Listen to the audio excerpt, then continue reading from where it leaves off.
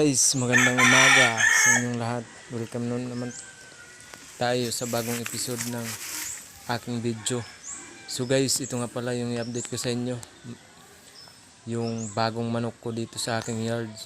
So ano po yan guys, galing yan sa kaibigan ko. Bali yan talaga yung sinadya ko, kaya na-swap ko yung buyugin kong manok. So guys, natandaan nyo yung buyugin na may lahing bonanza. Yun ang swinap ko sa kanya, kasi ito talaga yung sadya ko sa kanya, kasi yung ama nito is tested talaga na palaging nagpapanalo sa kanila, kaya sinadya kong iswap to, kasi korosonada ko rin tong talisay. Bali maganda to guys, bali 8 months pa lang to. Ito talaga yung sinadya ko sa kanya. Bali yung kaibigan ko pala is isa rin backyard breeder, pero mas siya sikat kasi palaging panalo yung mga alaga ng manok. Galing kasi siya sa Red Bull. Bali umuwi siya sa probinsya para magsarili ng pag-aalaga ng manok. So guys, pasensya na kayo at maingay yung mga alaga namin beef. Hapon na kasi kaya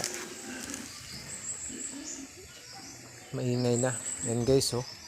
Bali guys, tinanggalan ko pa yan ng palong yung nakatayo. At ito guys, i-update ko rin sa inyo yung aking broodhen na Gold Dutch.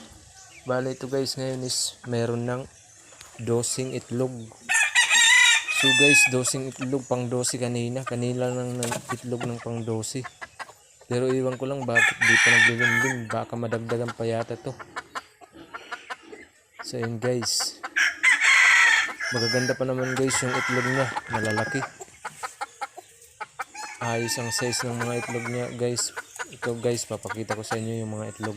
Yan guys, oh. Magaganda yung mga sukat ng mga itlog niya guys, malaki. Bali 12 piraso na yan guys. Iwan ko lang kung bukas is maglimlim na to. Ito talaga guys yung inaabangan ko. So yun lang guys ang update. Salamat sa panonood.